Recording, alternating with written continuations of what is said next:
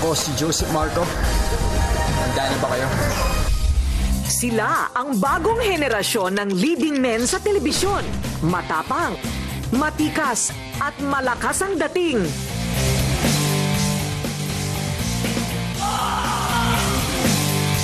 Rated K and mga kapamilya, welcome sa set ng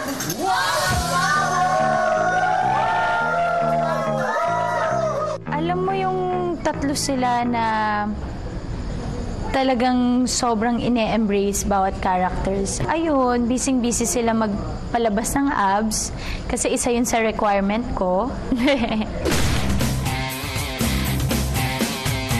Pero ang mga boys ng Wildflower, wild din nga ba sa likod ng kamera? Pinakatahimik si Joseph. Estudyante pa lang ang aktor na si Joseph Marco. Pansinin na raw talaga siya dahil patpatin noon. Kahit siya mismo hindi makapaniwala na makakapasok siya sa showbiz. To, di ba? Huwag ka masyadong makabanting, di ako lalaban sa'yo. Hindi na ako yung dating batang inaalipos sa'yo. Mula noon, naging disiplinado ang aktor sa kanyang sarili. Lalo na sa pag-workout, ipinagmamalaki niya ang kanyang abs. Itong lugar na to, ang pinaka-paborito kong spot dito sa bahay ko. Ito yung ginagamit ko pag gumagawa ko ng burgers.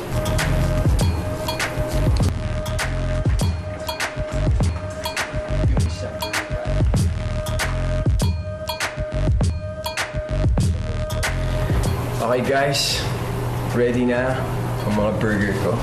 I'm sure gusto niyo na matikman ng cheeseburger at mushroom burger ni Joseph Marco.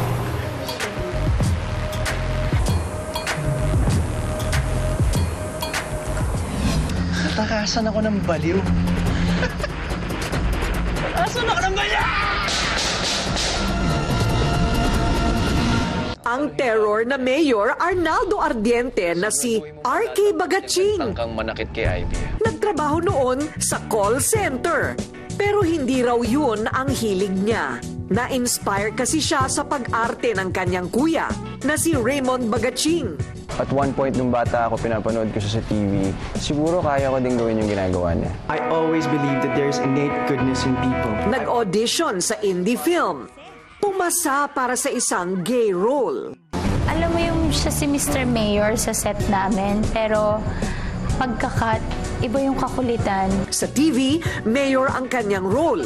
Pero sa totoong buhay, hindi niya kailangan ng bodyguards dahil Ano?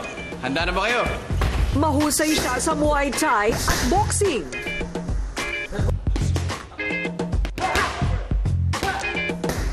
Pero hindi ganito ang tindig ni RK nung isang taon.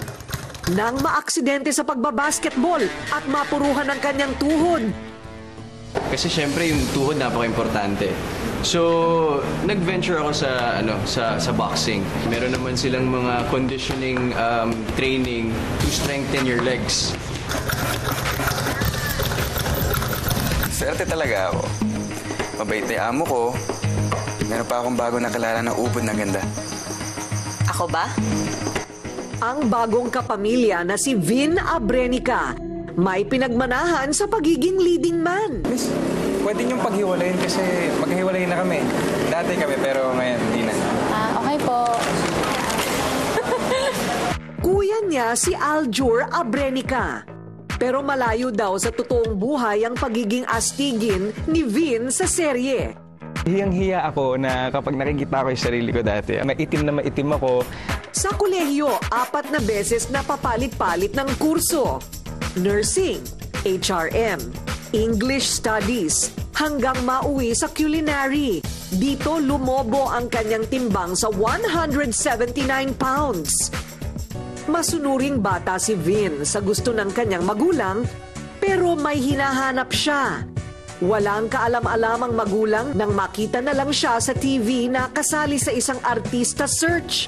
Nilaban ko pa rin kahit alam kong wala akong tsansa. Pero sinuwerte ako at nanalo ako. Naiiyak ako nung naalala ko. Mga kasama ko, full support. Nakikita mo yung tarpaulin nila, yung mga LED nila. Tapos ako lang mag-isa. Parang, then doon na nagsabi ako, nagtatampo ako, then doon nila in-all out. Na pinush na nila hanggang sa nakita ko, wow, sinusuportahan na nila ako. Si Vin, panay kain ng prutas. Marami akong weaknesses pero bukod sa mga weakness ko sa mga kababaihang napaka-sweet, meron pa akong isang weakness. Ito yon, ang aso ko, si Charlie.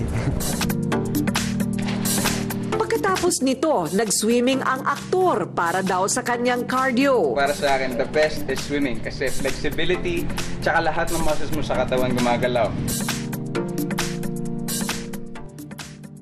Kaya rin niyang mag-workout ng freestyle. Pangako ni Vin sa sarili at sa kanyang pamilya, pagbubutihan raw niya at aalagaan ang pagkakataong ibinigay sa kanya. Hindi pa rin ako makapaniwala na artista na ako ngayon. Ginagawa ko na kung anong gusto ko at tinatawag na ako ng mga tao na Vin, or Jepoy Madrigal. Parang nakikilala na nila ako. May something sa kanila, kaya totoong minahal ng mga fans sa telebisyon at hinahangaan din sa kanilang mga naging paninindigan. Pati na rin sa kanilang mga naging desisyon sa kanilang karera at personal na buhay.